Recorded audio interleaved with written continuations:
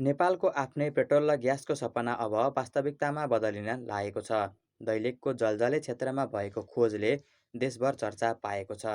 तर वास्तवमा त्यहाँ के भेटिएको हो? दैलेखको भैरवी गाउँपालिकाको जलजले क्षेत्रमा चीनको भूगर्भीय टोलीले वर्षौसम्म अध्ययन र ड्रिलिङ गरेपछि मात्र ठूलो मात्रामा प्राकृतिक ग्यास रहेको पुष्टि गरेको थियो। अन्तिम प्रतिवेदन अनुसार त्यहाँ करिब 80.7 अर्ब घनमिटर प्राकृतिक ग्यास रहेको देखाइएको छ। सुरुमा अनुमान गरिएको मात्रा त्यसभन्दा निकै कम थियो, तर थप अध्ययन र गहिरो परीक्षणपछि ग्यासको भण्डार अपेक्षाभन्दा धेरै ठूलो रहेको पत्ता लागेको हो। यो खोज किन महत्त्वपूर्ण छ? नेपालले हरेक वर्ष पेट्रोलियम पदार्थ आयात गर्न अर्बौं रुपैयाँ खर्च गर्छ। यदि दैलेखको ग्यास व्यावसायिक रूपमा निकाल्न सकियो भने खाना पकाउने ग्यास, उद्योग, विद्युत उत्पादन र अन्य ऊर्जाका क्षेत्रमा ठूलो परिवर्तन आउन सक्छ। तर यहाँ एउटा महत्त्वपूर्ण कुरा छ। धेरैले दैलेखमा पेट्रोल भेटियो भनेर सुनेका छन्। वास्तवमा अहिलेसम्म ठूलो मात्रामा पुष्टि भएको कुरा प्राकृतिक ग्यास अर्थात् मिथेनको हो।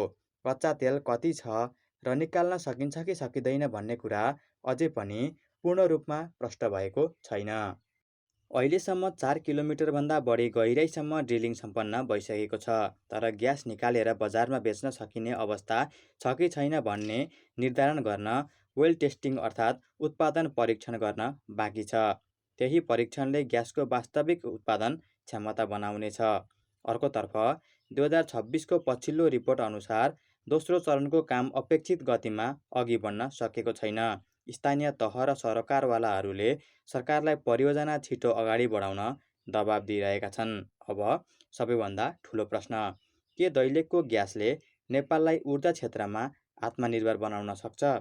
उत्तर अहिले नै निश्चित छैन।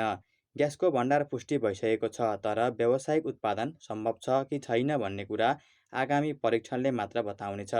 यदि परीक्षण सफल भयो भने दैलेख नेपालको ऊर्जा इतिहासकै सबैभन्दा ठूलो खोजमध्ये एक बन्न सक्छ। सायद भविष्यमा नेपालले आफ्नै भूमिबाट निकालिएको ग्यास प्रयोग गर्ने दिन धेरै टाढा नहुन पनि सक्छ।